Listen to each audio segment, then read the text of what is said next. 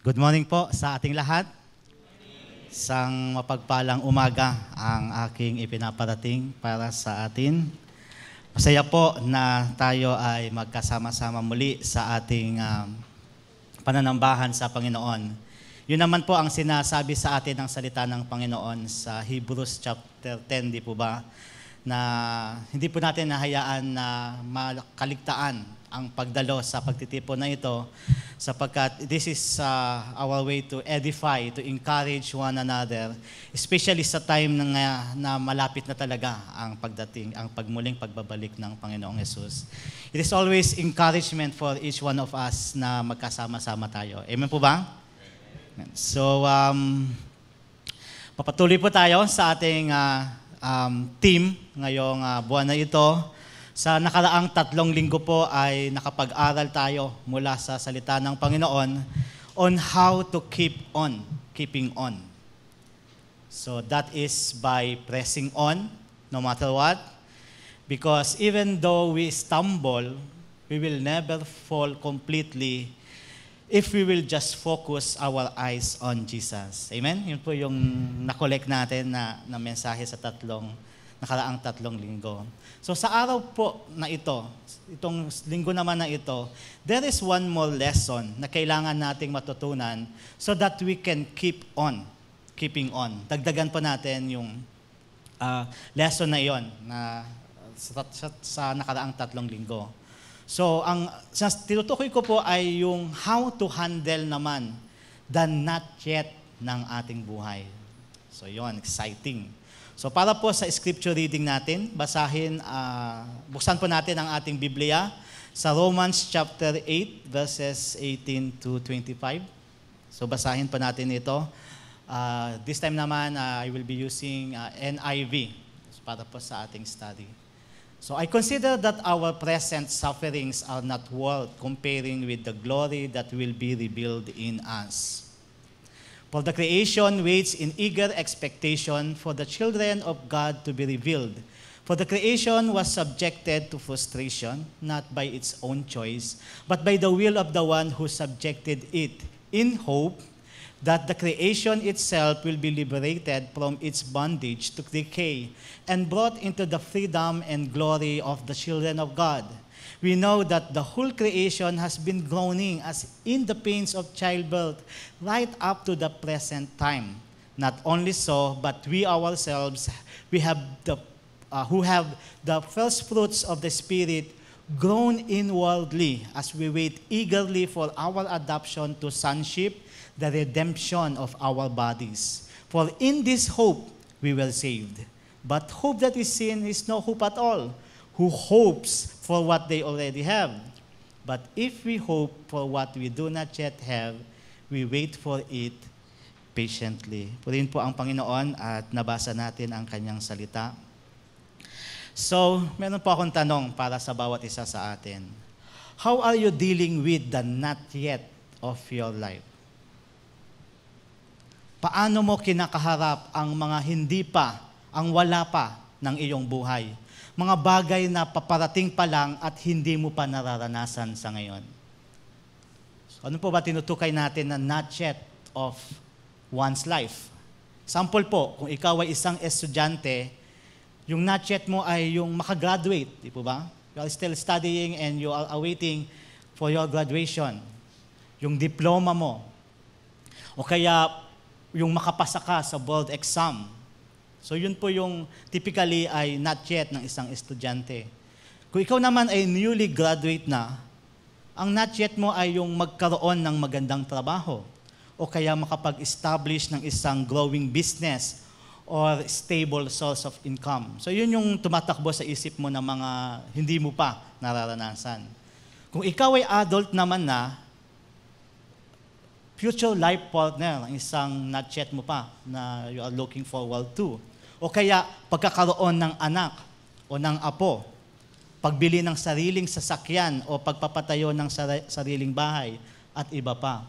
So yun po yung not yet of life ng isang ordinaryong tao. Now the question is, how about the not yet of Christian life? Di po ba? Ano naman yung not yet ng isang Kristiyano. Tingnan po natin yon sa Romans 8:22-23. Actually, nasa 23 iyon, pero para makita natin yung context, start natin sa 22. Again, we know that the whole creation has been groaning as in the pains of childbirth right up to the present time. Not only so, but we ourselves, who have the first fruits of the Spirit, yun din ang na-experience at verse 22. We groan inwardly as we wait eagerly for what? Our adoption to sonship, the redemption of our bodies. So ito po ang not yet ng mga Kristiyano. Dahil hindi pa ito actual na dumarating at nararanasan natin. Twofold po iyon. Adoption as God's children, redemption of body. So, yun po ang i-hold natin sa puso ngayong umagang ito na mga not yet natin. So, ang isang katotohanan po ay bagamat tayo po ay na kay Kristo na at sigurado na ang ating kaligtasan, may mga not yet pa po sa buhay natin na hindi pa actually nararanasan. Yun nga po, gaya na, dito sa verse 23, yung adoption as God's children. Namumuhay pa tayo sa mundong ito and it will be completed pa sa katapusan ng mundo. Ang bawat isa po sa mga mananampalataya ay dadalhin na sa kalangitan at makakapiling ang Diyos, ang ating Ama. Even yung ultimate redemption ng fallen nature po ng isang Kristiyano ay not yet din dahil magaganap pa iyon sa Resurrection Day. Napansin niyo di po ba? Even though sinasabi na we are already redeemed, nalinis na tayo sa ating mga kasalanan, pero bakit merong temptation pa rin na nakakapasok sa buhay ko? Bakit there are times that I do not feel like reading my Bible or making meditation? Dahil nga po, we are still in this fallen nature, in this body who are under fallen nature. So, mariredeem pa tayo doon sa Resurrection Day kung saan papalitan ito ng heavenly body. Kaya nga po, even though Christians are already saved, there are still groanings na para bang pains of childbirth, gaya po ng trials and problems na kailangang pagdaanan natin. Mga painful sacrifices na kailangang gawin bilang Kristiyano. Dahil ang ating adoption at redemption ay still or ay not yet sa buhay na ito. Kaya nga po mga kapatid, dahil hindi po natin may iwasan na makakaranas pa rin tayo ng groanings o pag-aray, hindi ba mahalaga na matutunan natin kung paano i-handle ang mga not yet ng ating buhay upang kahit papaano po ay mabawasan man lang ang groaning o pasakit habang hindi pa natin nararanasan ang culmination ng ating kaligtasan. Kasi sinasabi po na ang buhay ng Kristiyano ay masayang tunay. Pero bakit may painful sufferings? Painful na suffering fa. So tingnan po natin, paano natin harapin mga not yet na iyon upang hindi ganun ka-painful yung ating experience sa pagiging faithful follower ng Panginoong Jesus. So yun po yung magiging topic ng sermon natin para sa umagang ito. Kukuhanin po natin yun from sa binasa natin, Romans 8:18-25. So paano ba natin i-handle ang mga not yet ng ating pagiging Kristiyano? So mayroon pong 3 steps on how to do that. I-discuss po natin ang mga iyon step by step. So, bantayan pa natin. Are we ready? So, amen. So, una po, step number 1, eagerly wait for the completion of your adoption and redemption. Eagerly wait. Bilang mga matapat na tagusunod ni Kristo, we await the day of our adoption and redemption habang iyon ay not yet pa o hindi pa actual na nararanasan. Ano po ang naisip mo, kapatid, sa salitang wait o hintay? Wait, hintay. Ano po yung naisip mo sa salita na iyon? In general cases po, passive ang konsepto ng waiting, di po ba? Passive or inactive. When you are waiting, stationary ka. Nakatigil lang at hindi kung saan punta ng punta. Example po, kapag ikaw po ay magbabiyahe sa ibang lugar at naghihintay ka ng masasakyan, di po ba, tatayo ka lang doon at tantayin mo yung sasakyan na darating. So, kapag tayo po ay naghihintay, it's always just sitting down or just stationary. Pero sa paghihintay po, sa completion ng ating adoption as God's children, as well as the redemption of our bodies na may fallen nature, yun ba ay isang passive waiting or an active waiting? Passive ba yun? Inactive ba yun? Or active na paghihintay? Basahin po muli natin yung verse 23. Mas saturate po sa atin ito. Not only so, but we ourselves who have the first fruit of the Spirit groan inwardly as we wait eagerly for our adoption to sonship, the redemption of our bodies. So yung salitang eagerly ang nagbibigay hudyat po sa atin na ang ating waiting for the adoption to sonship, the redemption of our bodies ay active waiting and not inactive waiting. Mayroong eagerness sa atin at kasabikan habang naghihintay. Yung para bang nag-aantay ka sa bus at tatakbo ka na, wala pa nga doon sa station, tatakbuhin mo na siya kasi gusto mong makasakay na kagad. Eagerly waiting for that day. Pero ang katotohanan po na nakikita natin sa ating paligid, ay may tendency ang mga Kristiyano na maging passive or inactive sa waiting period ng kanilang buhay Kristiyano. Napapansin niyo po ba iyan sa inyo? Example po, in Acts chapter 1 verses 6 to 11. So pwede po natin buksan na ang ating Bible dyan. So alam po natin na ito yung day of ascension ng Panginoong Jesus sa langit. Makyat siya sa langit. So sa time na ito, ipinatawag ng Panginoong Jesus ang mga alagad para magtipon-tipon at bigyan niya ng kanyang mga panghuling habilin. So in verse 6, habang sila'y nagkakatipon-tipon na, ang akala ng mga alagad, nag-aakala sila na yun ay parang meeting de avance o parang rally na pag-uusapan nila kung paano babawiin at muling i-establish ang physical kingdom of Israel. Kaya ang tanong nila, Panginoon, itatatag na po ba ninyong muli ang kaharian ng Israel? Ito po ba ang ibig sabihin na kaming mga about 100 na mga disciples ay sisimulan na natin ang pagbawi sa kingdom of Israel? Pero ang sinagot ni Jesus ay correction.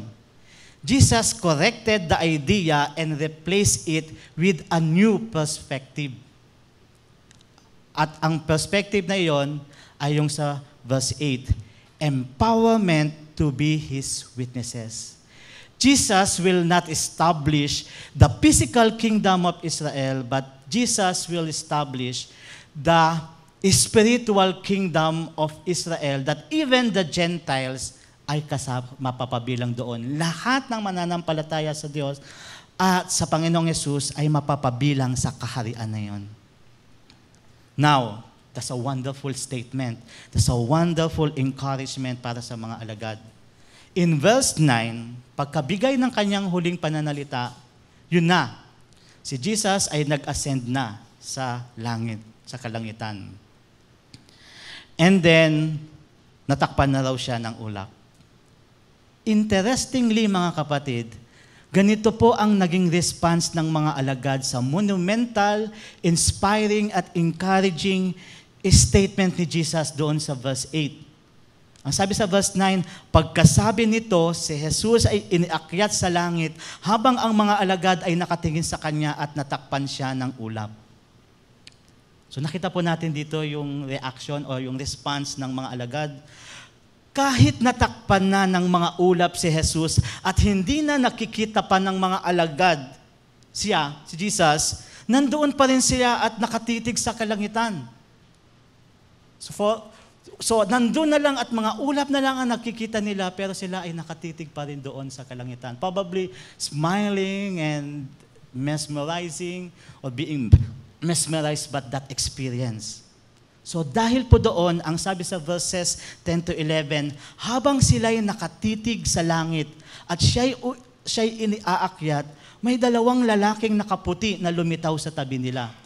Sabi nila, kayong mga taga-Galilea, bakit kayo nakatayo rito at nakatingin sa langit? Wala na si Jesus. Siya ay nasa langit at nakaluklok na sa trono.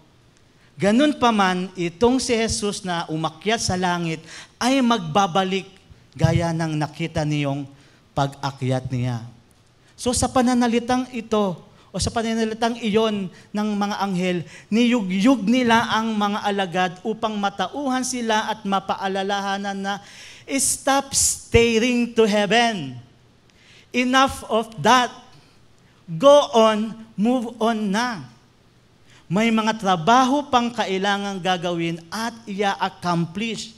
Begin finishing them all now bago pa dumating ang muling pagbabalik ni Jesus na makikita nyo rin naman gaya ng kung paano siya umakyat sa langit.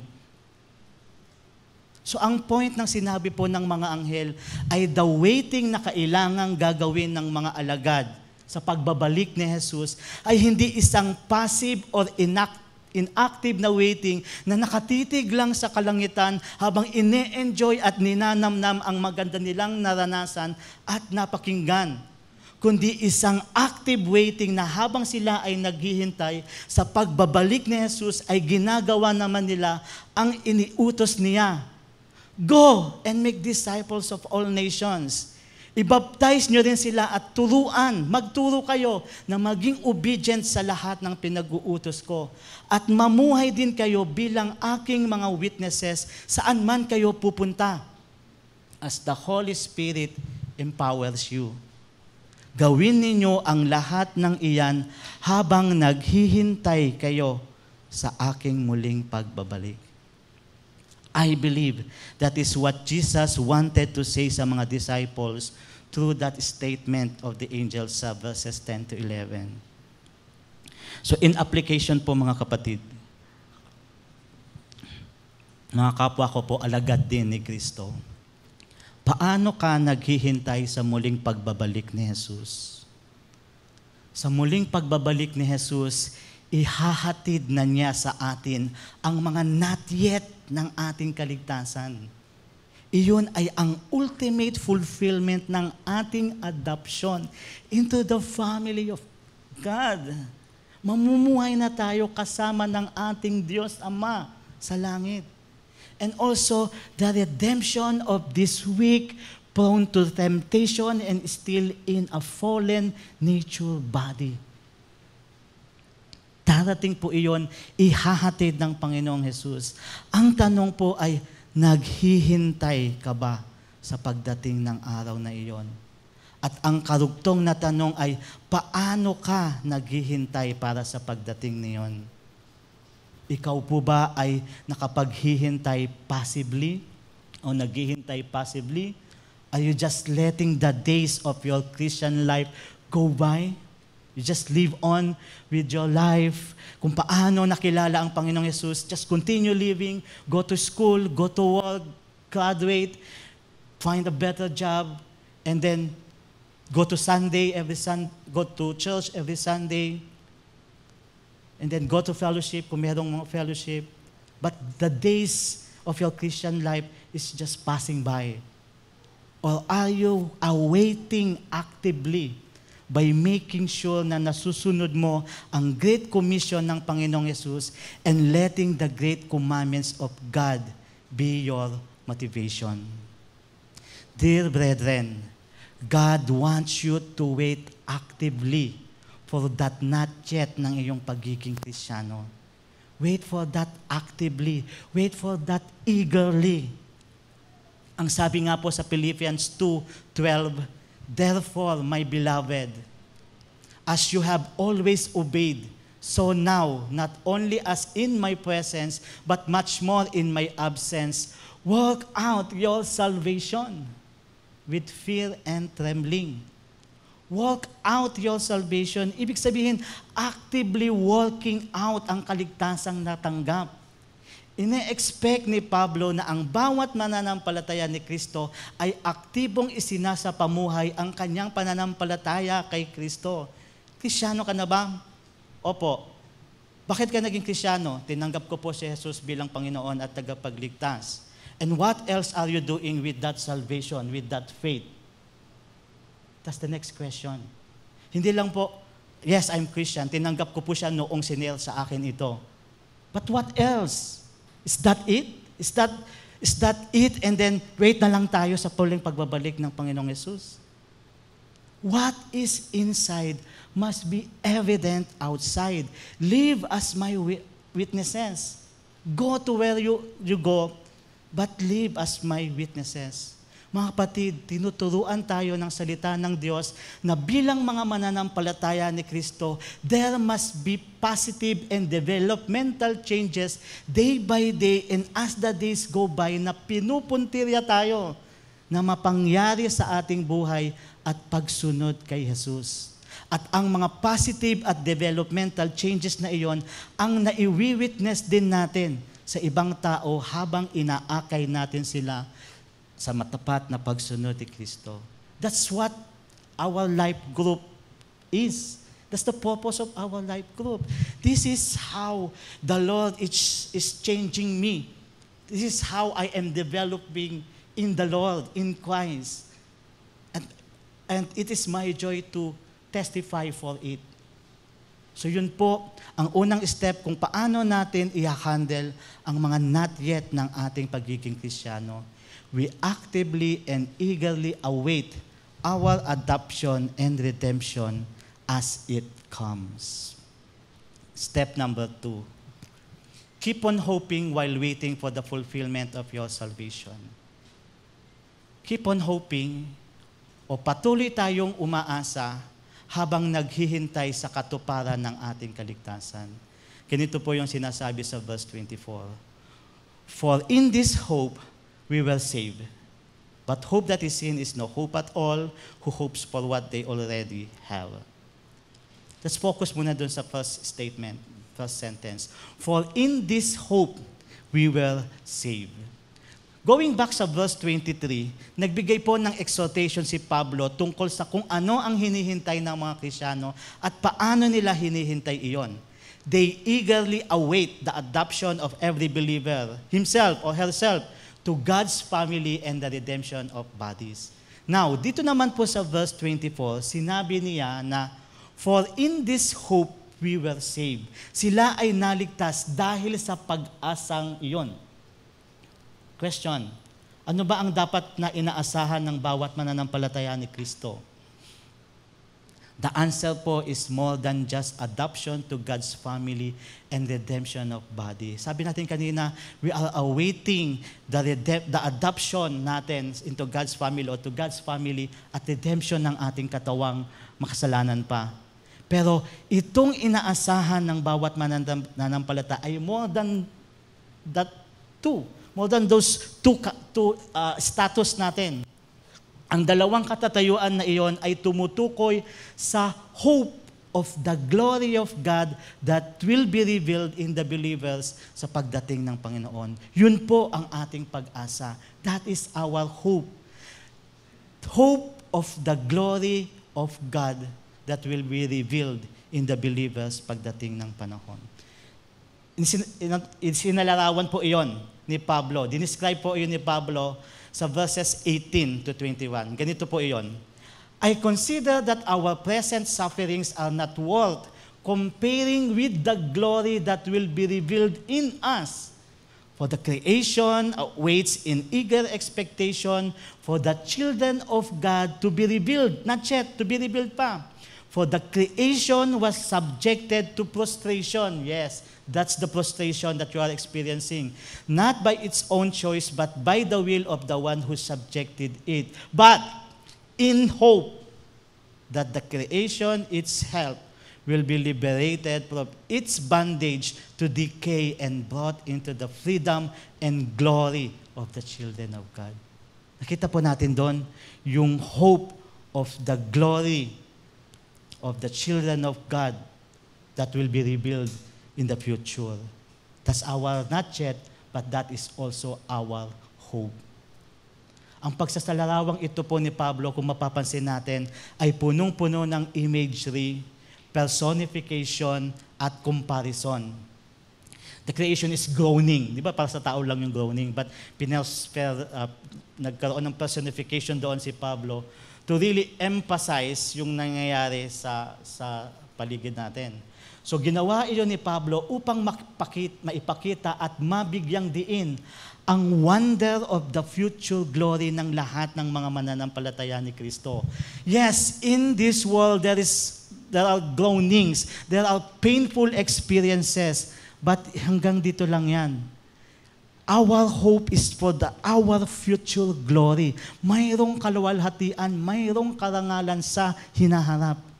So binigyan din po ng emphasis ni Pablo dito, yung hope of the future glory ng bawat Kristiyano na itinuturing ng Diyos ng mga anak niya. Kung ikaw po ay itinuturing ng Diyos na anak niya, you have this glory that will be revealed in you someday. At ginawa po yun ni Pablo by comparing it with present sufferings. Sa iyo pong karanasan, kapatid, ano ang maiisip mong pinakamasakit na pagsubok na iyong naranasan sa tanang buhay mo? Can you recall yung most painful, wala nang masasakit pa na nakaranasan na iyong na-experience sa buhay mo? Yun ba ay sa kalusugan? That's so painful moment or time of your life? Sa financial ba? So down na down ka talaga? Sobrang broke na broke? Relational ba na painful na paghihiwalay o painful na pag-aaway? O emotional? Meron bang betrayal kang naranasan? Pagtatakwil sa iyo? So ano po yung pinakamasakit na pagsubok na iyong naranasan sa tanang buhay mo? Kahit Kristiyano ka na. Ang sabi po ni Pablo, kapatid, baliwala ang napakasakit na nararanasan mong iyan o naranasan mong iyan kung ikukumpara, kung itatabi sa kaluwalhatiang naghihintay sa iyo sa hinaharap. I consider that our present sufferings are not worth comparing with the glory that will be revealed in you.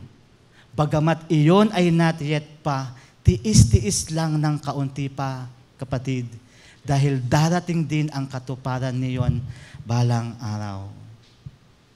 Ang point nga po ni Pablo sa verse 24, so kaya po yun ang statement niya, ay we just keep on hoping, because hope that is seen is no hope at all. Sabihin, dumating na yan kung nag-hope pa tayo, matatapos na yung hoping na yan kapag nakita na natin. Kasi nga, who hopes for what they already have? Pero dahil nga sa hindi pa natin nararanasan ang ating future glory in God, don't think that is already your future glory. Kasama po yung adoption to God's family at redemption ng ating sinful body. So, since hindi pa natin ito nararanasan, just keep on hoping while waiting. Di po ba? Hope lang po tayo ng hope. Huwag po tayong titigil sa pag-asa. So, iyon po, ang second step sa kung paano natin haharapin ang mga not yet ng ating buhay spiritual. We keep on hoping while waiting for the fulfillment of our salvation. Huwag po tayong papayag sa sabihin sa atin o idikta sa atin, ito na ako. Because you are being redeemed pa. Day by day, you are being changed. Day by day, you are, even though there is struggling sa temptation, there is struggling sa pag-commit sa gawain ng Panginoon, there is struggling sa maraming bagay about your Christian life, that's okay. Because you are being redeemed pa. Your adoption into God's family ay kinukumpleto pa. So panghuling step po, step number 3, Wait patiently while hoping until our future glory comes. Wait patiently while hoping. Habang wala pa yung future glory na yon. Matayaga tayong maghintay habang umaasa hanggang sa dumating na ang ating kaluwalhatian. Ito po yung sabi sa verse 25. But if we hope for what they do not yet have, we wait for it patiently. Meron ka pang not yet, at kung umaasa ka doon, ito ang magandang gagawin. Wait for it patiently. Naranasan nyo na po ba ang pumila? Example, pumila sa pag-withdraw o pagdideposit ng pera sa bangko. Pumila sa pagpapacheck up sa hospital o clinic. Pumila sa LRT o MRT. Noong, tawag dito, noong COVID moment, COVID time, pumila sa pagtanggap ng ayuda. Yung SAP. Sinakatanggap ng SAP. So, marami pa pong pagpila ang nagagawa natin dahil sabi nga, we are pila capital of the world, ang Philippines. Kung naranasan nyo na po ang pumila, marahil ay alam na ninyo ang pakiramdam ng isang naghihintay sa pila. Tama po? So, nung ako po ay medyo nagkaroon ng karamdaman, sakit sa pusod ko. So, nag-basketball at meron bukol doon na maga. So, kinailangan kong pumunta ng James para magpa-check up. So, pumunta po ako doon, tapos binigyan ako ng papel, tapos pinasulat doon, then pila ako doon sa waiting lounge, tatawagin daw yung pangalan. So, after about 1 hour or so, tinawag na po yung pangalan ko at sabi, pasok ka doon sa room, yung sa outpatient room. So, pagpasok ko po doon, nandun yung isang nurse, binigay ko yung papel, tapos check up, BP, timbang, etc. Then, yung papel na hawak ko, isinama na doon sa papel na hawak-hawak na niya, nilagay sa ilalim, tapos nagsulat doon sa isang papel, sinulat yung pangalan ko. So, sabi niya, sige, upo ka muna dyan. So, ang ginawa ko po, nagdala ako ng libro, ina-expect ko na yun kasi magiging mahaba ang pila. Nagdala ako ng libro, para magbasa-basa habang naghihintay. So, nung tinatawag-tawag na sila, merong isang upuan dyan na libre. Tinanong kung merong gustong upo, wala naman. Ako na ang naupo. And then, relax na nagbasa-basa. Basa-basa ako ng libro na dinala ko. So, after ng mahigit 1 oras pa, another 1 hour or so, nakarinig na ako mula sa ibang pasyente na mga sa tabi ko at sa likod ko, mga nagre-reklamo na sila. Sabi nila, ano ba yan? May sumisingit naman sumisingit yung babae na iyon. Tapos sinasabi ng isa pa, biglang may dumating, may pinauna na naman sila doon. So nagbubulungan na sila doon. Tapos yung meron pang bino-voice out talaga, ano ba yan? Ayusin nyo ang pilang. Ganun. So ako po na-relax na nagbabasa lang sa umpisa. Nagsimula na rin akong mabother doon sa sinasabi na tinignan ko. Tapos, dahil po doon sa sinasabi nila na yon, hindi na ako makapag-focus sa pagbabasa at naging paranoid na rin ako. Parang nauna ako doon Teka, parang bagong dating yun Tapos natawag na ba ako? Baka hindi ko lang narinig. So pupunta ako doon sa pila, sa listahan, yung pangalan ko. Tagal pa. So dahil pong inangat-ngat na ako ng impatience, hindi na ako nakapagbasa ng libro at nagpabalik-balik na lang sa listahan ng mga papacheck up para alamin ilan na lang ba ang tatawagin bago ako.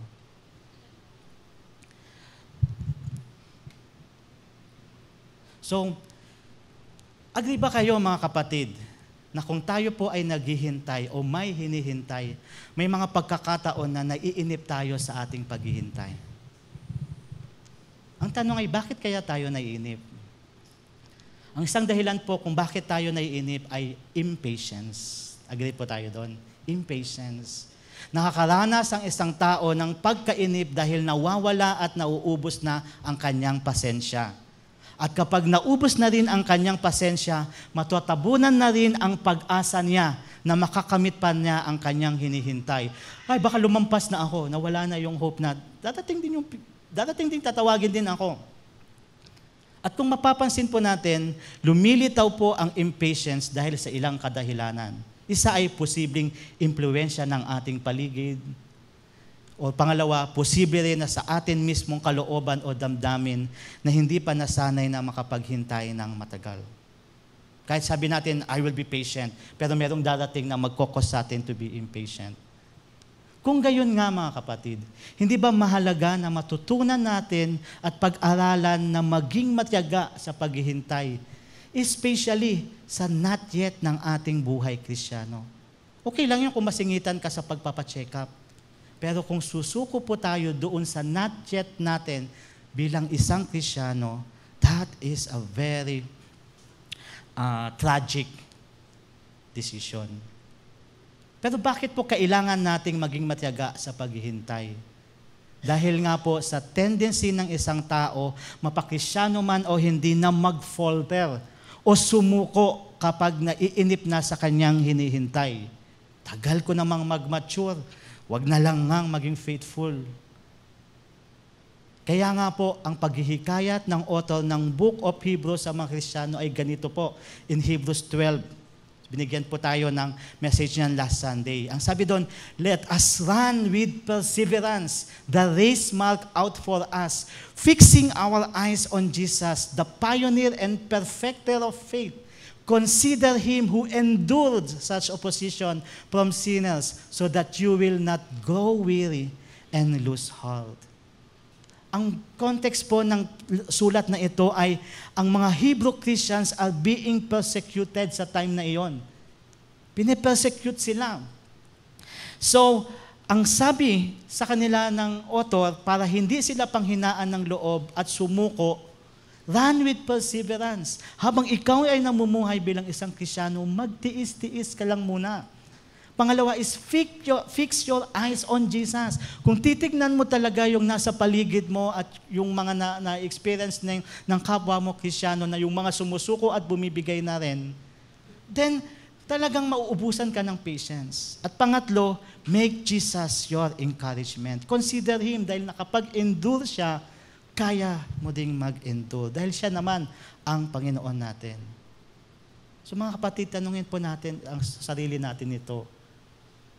Ako ba ay nagsasuffer o nakakaranas ng pagdurusa dahil nagsusumikap akong maging matapat na tagasunod ni Kristo? Ang sabi po ng salita ng Panginoon sa iyo ngayon, it's fine. It's okay if you are struggling. That's normal if you are being persecuted due to my name. Actually, ang sabi pa nga po sa James 1:2-3, you have to take your trials and sufferings as source of joy. That's very something, Talaga? Take your trials and sufferings as source of joy dahil iyon po ang magre-refine ng iyong patience upang lumitaw ang perseverance mo sa iyong pamumuhay bilang tagasunod ni Kristo. Kung kulang pa po tayo ng patience, trials and problems will come into your life to refine your patience, to make it grow, to prune it until yayabang na iyon at one day, kaya mo na pala ang isang problema na ito. And then move on, next level. That's how we are being trained and equipped to persevere sa buhay na ito. Perseverance ang kailangan natin upang hindi po tayo susuko sa pila ng mga naghihintay sa muling pagbabalik ni Jesus. Nakapila ka po ba? Huwag po tayong susuko sa pila. Tandaan po natin mga kapatid na seryoso at mahalaga ang patience o matayagang paghihintay upang makamit natin ang ating not yet na future glory. It's so necessary kasi sabi po ng Panginoong Jesus sa Matthew 24:13, ngunit ang manatiling tapat hanggang wakas ang siyang maliligtas. Sino raw po ang maliligtas? Sino ang makakatanggap ng adoption at redemption sa wakas? Sino ang makakaranas ng kaluwalhatian sa katapusan ng panahon? Ayon po sa Matthew 24:13, sila na mananatiling tapat, patient, nag-persevere ang mga magtitiyaga hanggang sa huli, them who will experience the future glory. So kaya po ng halimbawa natin, kung ikaw po ay nakapila sa hospital para magpa-check up at makapagpagamot sa iniinda mong sakit, you have to be faithful and patient sa iyong pagpila at paghihintay. In the same way, kapatid, sa ating buhay Kristiyano, habang hinihintay pa natin ang culmination at fulfillment ng mga not yet pa ng ating buhay Kristiyano, kailangan natin na hintayin ang mga iyon ng may katapatan, pagtitiyaga at pagtitiis. So last point natin, let us remember that it is always wise to patiently fix our eyes lang muna on doing what is right and pleasing in God's sight habang naghihintay pa tayo sa ating mga not yet. It is wise kasi ang sabi po sa Kawikaan, let your eyes look straight ahead. Fix your gaze directly before you. Give careful thought to the paths for your feet and be steadfast in all your ways. Do not turn to the right or to the left. Keep your foot from evil. Ang look straight ahead, fix your gaze directly, give careful thought, be steadfast, keep your foot. Lahat po ng mga salitang ito ay nagre-require ng patience upang maisagawa. Kaya po mga kapatid, ang step 3 kung paano haharapin ang not yet pa ng pagiging Kristiyano ay to wait patiently, tiis-tiis, tiyaga-tiyaga, while hoping until our glory in God comes. Amen po. So dito po nagtatapos ang mensahe ng Panginoon para sa atin sa umagang ito. Muli, ayon po sa napag-aralan natin na salita ng Panginoon, there are 3 steps that we can do as we look forward to the things that are yet to come. We eagerly wait for its completion. We keep on hoping while waiting for its fulfillment. We wait patiently while hoping until it comes. Habang hindi pa po nangyayari ang ating mga not yet, punuin lang natin ang ating mga puso ng mga papuri at pagsamba sa Panginoon sapagkat nakakasigurado tayo that in Christ our future glory in God is sure to come. God bless us all. Purihin po natin ang ating Panginoon.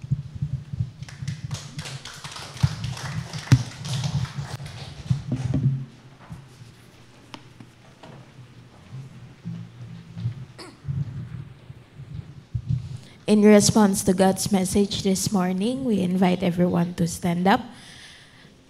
Let us take this time to worship our King. Well, truly, there are many reasons to...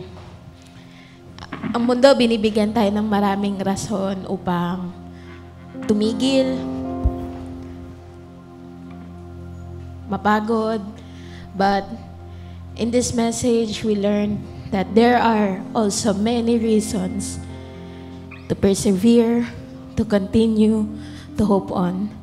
Let us worship the Lord.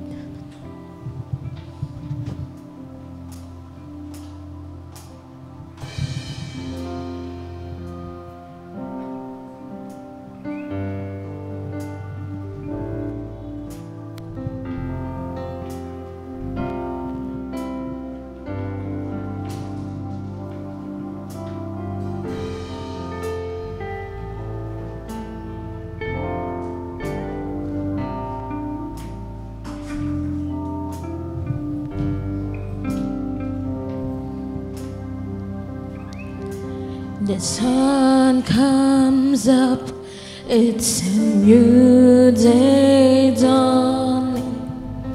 It's time to sing your song again. Whatever may pass and whatever lies before me, let me be singing when the evening comes. Let's sing, bless the Lord. Bless the Lord, oh my soul, oh my soul. Worship His holy name. Sing like never before. Oh, my soul, I'll worship worship your holy name. You're rich in love.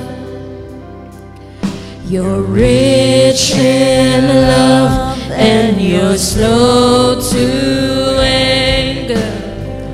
Your name is great, and your heart is kind. For all your goodness, I will keep on singing.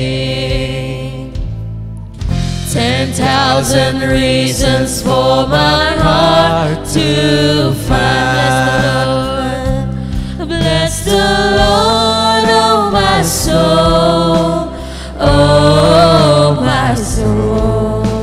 Worship His holy name. Sing like never, sing like never before. Oh my soul, I'll worship your holy name. Let's sing once again. Bless the Lord. Bless the Lord, oh my soul, oh my soul. Worship His holy name. Sing like never before. Oh my soul, I worship your holy name. And on that day when my strength is failing, the end draws near and my time has come. Oh, still my soul will sing your praise unending. 10,000 years and then forevermore. Forevermore. Bless the Lord, oh my soul, oh my soul. Worship His holy name. Sing like never, sing like never before. Oh my soul, I worship your holy name. Let's worship the Lord this morning. Bless the Lord, oh my soul, oh my soul. Worship His holy name. Sing like never before. Oh my soul, I worship your holy name. Lord, I worship your holy name. Lord, I worship your holy name.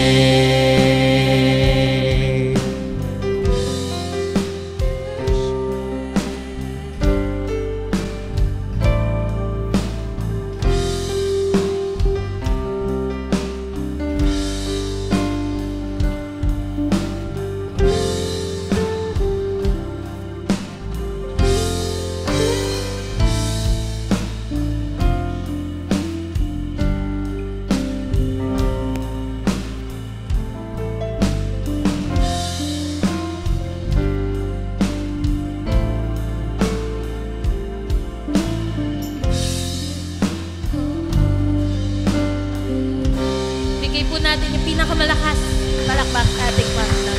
Hallelujah.